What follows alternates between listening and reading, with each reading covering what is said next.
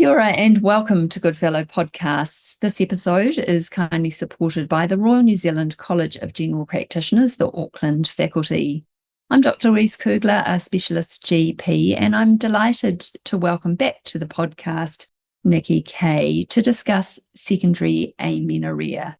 Nikki is an honorary clinical lecturer in the Division of Medicine at the University College London, where she lectures and researches in the area of exercise endocrinology with publications in this field. Nikki's clinical endocrine work is mainly with active women, exercisers, dancers, and athletes, with a focus on relative energy deficiency in sport, or RED-S, and those navigating perimenopause and menopause. Nikki is the author of Health, Hormones and Human Potential, a guide to understanding your hormones to optimize your health and performance. Nikki authored the British Association of Sports and Exercise Medicine online resource and is the medical advisor to the Scottish Ballet. Hi, Nikki, and welcome back to the podcast. Thanks very much, Louise. Glad to be here. So today we are providing an overview on secondary amenorrhea and aim to address the concern, why have my patient's periods stopped? Then ask, do I need to worry? And when is the absence of menstruation considered abnormal? And what shall I do about it? So Nikki, can we start with a definition, please, of secondary amenorrhea? Yeah, so secondary amenorrhea is lack of menstruation of periods for 3 months or more in a woman who was previously menstruating. By the way, Louise, this has slightly changed from when I was training, which I admit is a long time ago now, doing my medical training. We used to say 6 months, but now we've swung more over to the American way, and it's 3 months. There are lots of little ifs and buts, 3 months in a woman who has gone through secondary sexual changes physically. But I think actually, if we say 3 months, that's a really good thing to say, because sometimes women leave it longer, or the doctor might leave it longer and think, oh, well, maybe we'll just leave it a bit longer. But actually, as we know, it takes time to get these things looked into and sorted out. So I'm going to stick with 3 months. So in a woman presenting to you who has previously been menstruating and says, look, I haven't had any periods for 3 months, then I would say that is secondary amenorrhea and definitely warrants investigation to see what's going on. So obviously we need to exclude pregnancy and we would do a definitive test, but what are the other differential diagnoses we should consider, and how do you think about these? Well, I suppose we should mention that there could be mechanical reasons, if you will, some issues with the endometrium itself, outflow obstruction, although that's kind of unlikely if it's secondary amenorrhea. So the main category in my mind, and not that I'm biased at all about hormones, is there is some hormonal reason behind this, what's going on. And the way I think about it, there could be a problem at the control center, the hypothalamus pituitary, or there could be something with the ovaries themselves not responding to these messages or not working as they should. And there could be some other medical issues, for example, autoimmune conditions like hypothyroidism or Addison's. I know that's rare. Those could be other reasons more likely to be affecting the ovaries, it's true. But that's how I think about it generally. I sort of tick off, absolutely, you make a very important point. A beta-HCG test is really easy peasy just to check, exclude pregnancy. That's the really super important thing. Mechanical reasons, if I can put it like that, sort of a lower priority, but then it's really, you want to find out what's happening to the reproductive axis. Where is the issue? Is it lying at the control center, or is it something to do with the ovaries themselves? So how do women typically present, and is there a typical clinical picture? Well, it will really very much depend on, the origin of where the issue might be. But I think, as with anything in medicine, the first thing, of course, is the history, the clinical history. There will be important clues there. If the woman, for example, is reporting weight loss and doing a lot of exercise, this is what I'm seeing a lot, not just in elite athletes, but in, keen exercising women, which is great to see women exercising, but sometimes if, frankly, they're overdoing it, not fueling sufficiently. So there will be definitely a clue there if there's something functional going on. There's an imbalance in lifestyle behaviors for sure. Other things you might be, trying to tease out in that clinical picture are consequences of the amenorrhea. So all causes of amenorrhea, apart from PCOS, polycystic ovary syndrome, will have low estradiol levels.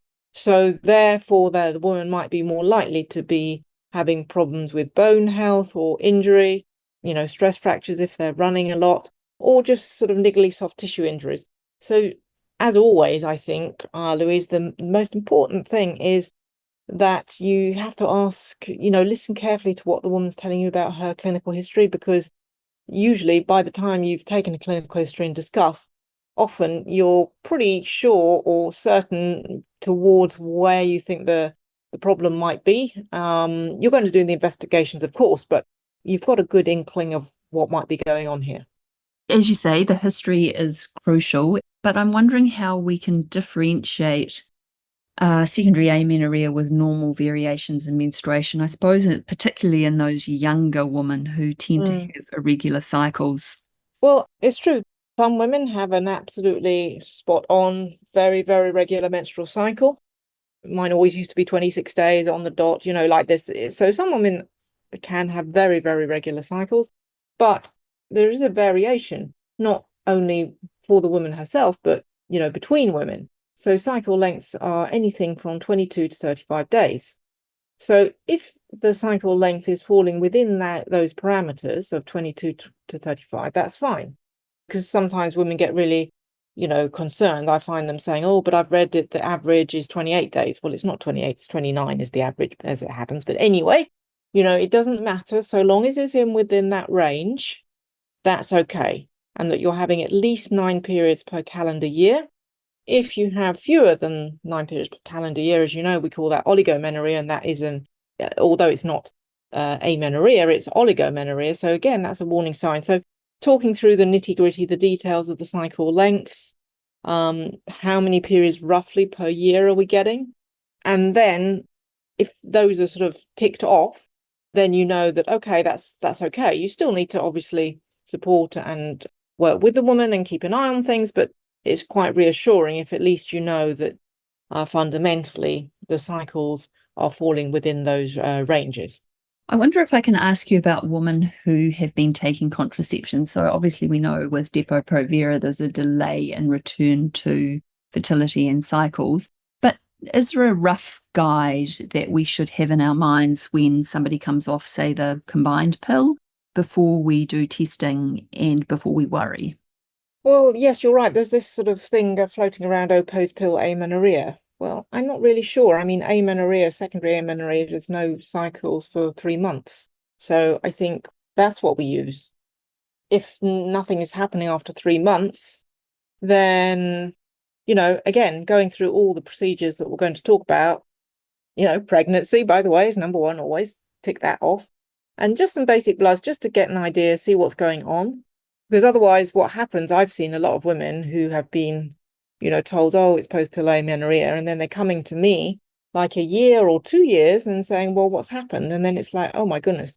And then we do the blood test and we find that they, have got whatever it might be, FHA, functional hypothalamic amenorrhea or whatever. So I think having a low threshold for investigating and looking into it, at least a first look, nothing super extensive or expensive indeed in terms of blood tests, just to reassure and see what's going on is a good idea. Right. So I wonder if I can pick up on history taking. So are there particular key questions that you ask? Well, I always ask about lifestyle factors. So I always ask, of course, let's assume we've asked the nitty-gritty about the menstrual history. When did your age of menarche? What's your cycle normally like? Have you taken any contraception in the past, etc.? So we've done all of that. And have they been pregnant before? But then asking them about their lifestyle, about how much exercise are you doing, how many times a week, what sort of intensity, get an idea, nutrition.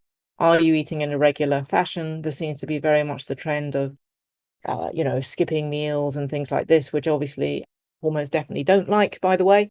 So asking the questions about the exercise, the nutrition, And general, sleep patterns. Are they going to bed? Is the woman going to bed at a reasonable hour? Has she got very disturbed sleep?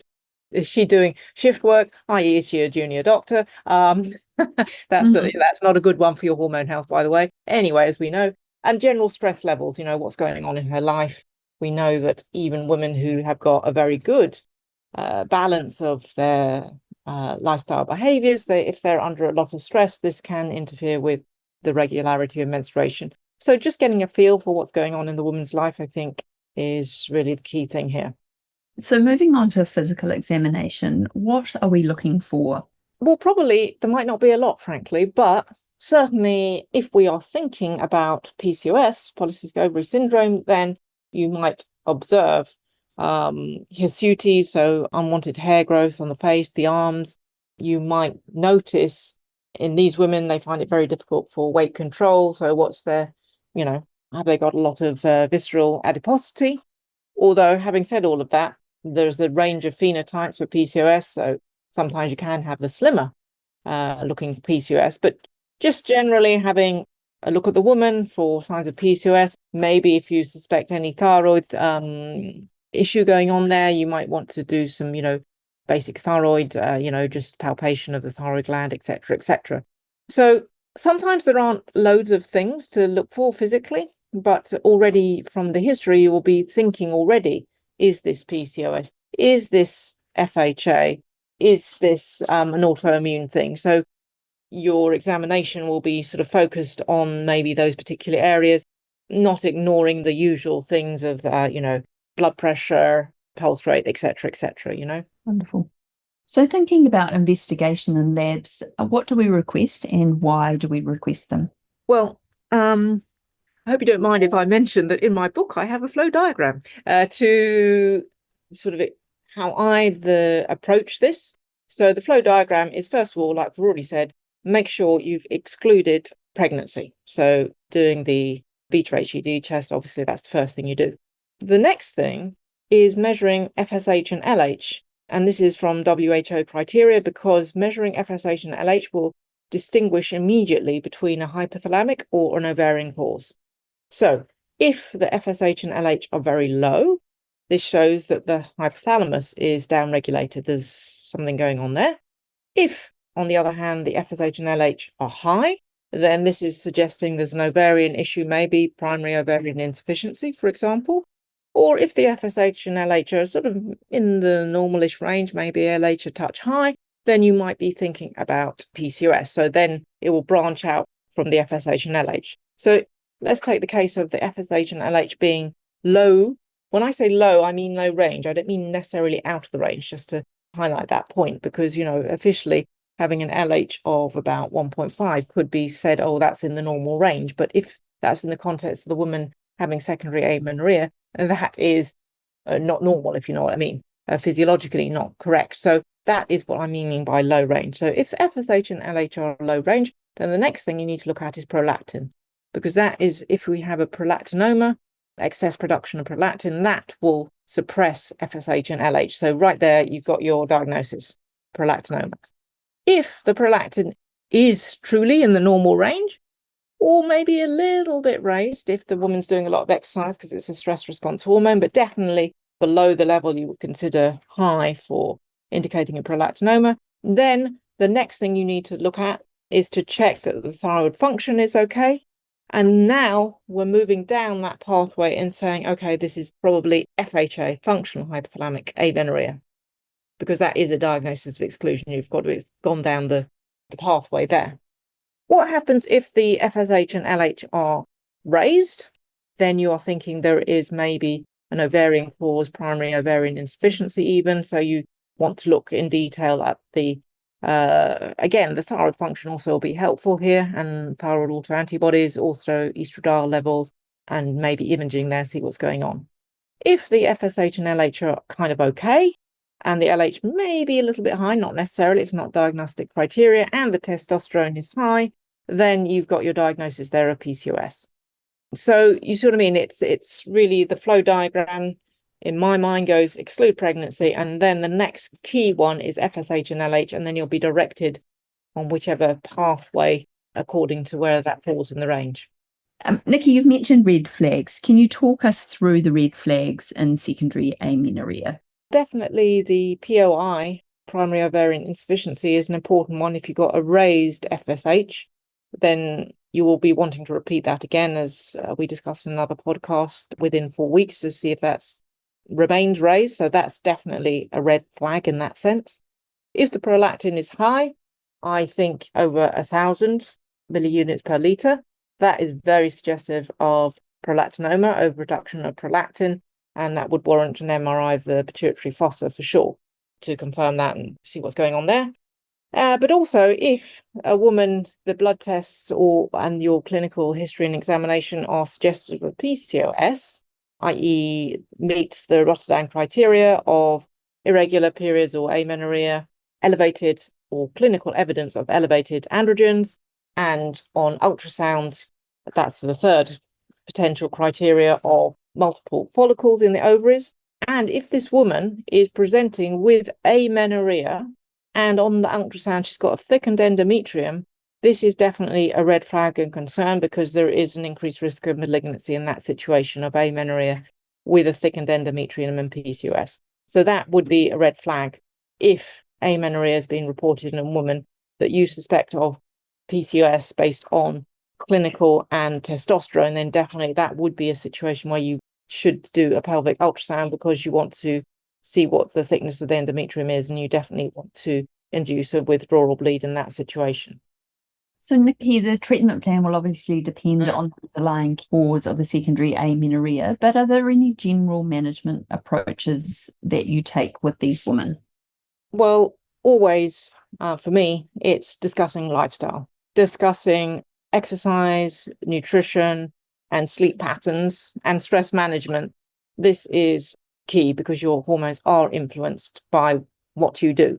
And so this is number one, not only important, but also empowering for the woman. She feels, okay, fine, this is something I can do, I can take control over. And by the way, it's like chalk and cheese, as we say in the UK, at least. If it's a woman with FHA due to underfueling and overexercise, then of course you'll be encouraging her to eat carbohydrates on a more regular basis. But on the other hand, if it's a woman with PCOS who's got slightly increased insulin resistance, then you will be giving slightly the opposite. You're saying, please exercise more and just, watch your portion size of carbohydrates. So lifestyle tailored for the individual, that's the key thing. The next thing, of course, are, medical interventions and pharmacological options. So I mentioned already PCOS, amenorrhea, thickened endometrium, definitely you want to be having a withdrawal bleed. If the woman with PCOS also wants contraception, then this is an appropriate situation to use the combined oral contraceptive pill, because, of course, it's contraception, and also it will cause a force or withdrawal bleed on a regular basis, and lower the testosterone as well, by the way, because the pill is processed by the liver, so induce enzymes, sex hormone binding globulin, grab the testosterone. So for a woman with PCOS wanting contraception, the combined oral contraceptive is a good call. In the case of a woman with FHA due to low energy availabilities, i.e. we're talking about relative energy deficiency in sport, then lifestyle will be key. But if you're concerned about bone health, either the woman's experienced 2 or more stress fractures, or on DEXA, the Z-score of the lumbar spine is less than -1, then you actually might be considering short-term HRT for bone protection, because this is much better than the contraceptive pill for bone protection. In fact, giving the contraceptive pill in this case would not be helpful. And recently I got the NICE, National Institute of Clinical Excellence in the UK, to change their guidelines on this. So it really depends on the cause of the secondary amenorrhea of the woman, what you're going to advise in terms of medication, etc. And really, it's so important for addressing whatever the underlying issue is for the amenorrhea, and giving the woman reassurance that, yes, we can sort this out, whatever it is. And I enjoy this. I enjoy guiding the woman through this process, whichever woman we're talking about, whatever the cause of her secondary amenorrhea, so that she can deal with this, overcome it. Thank you, Nikki. We're coming to the end of our podcast today. Were there any final thoughts? The main thing I wanted to say is that I have so many women come to me and say they've been or frankly fobbed off and told, well, you don't have periods, but it doesn't matter because periods are only about reproduction. If you don't want to get pregnant, it doesn't matter. I think we want to make very clear that having a menstrual cycle is a sign of good health, internal hormone health. It's a barometer of healthy hormones, and it's a free monthly medical check. So regardless of how much exercise the woman is doing, again, I have a lot of athletes and dancers who come and say, oh, well, I've been told because I'm exercising, it doesn't matter not having periods, but that's not true.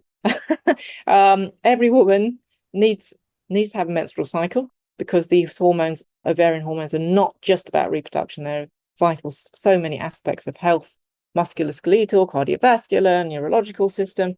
So my advice to fellow doctors and women themselves is, if your periods have stopped for more than 3 months, please look into it, treat it seriously, try and figure out what's going on and what you need to do to restore your own menstrual cycle, or whatever that would be. So that's my main message.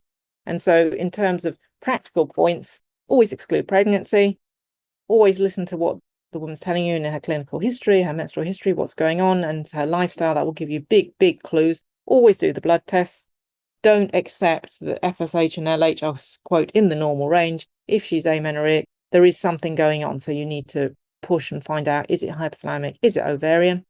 And then, the only other thing that I've noticed a lot is if you're dealing with a woman with FHA, functional hypothalamic amenorrhea, when you're trying to help her restore her cycles through eating more regular carbohydrate, for example, and tempering her training, then for a moment, as the cycles try and resume, the picture might look a little bit like PCO, polycystic ovaries. The testosterone might temporarily be raised, and you might, even if you were to do an ultrasound, see some follicles because things are trying to settle down again. So just be aware that things shift, things change, and monitoring and supporting the woman is really the way to resume regular menstrual function.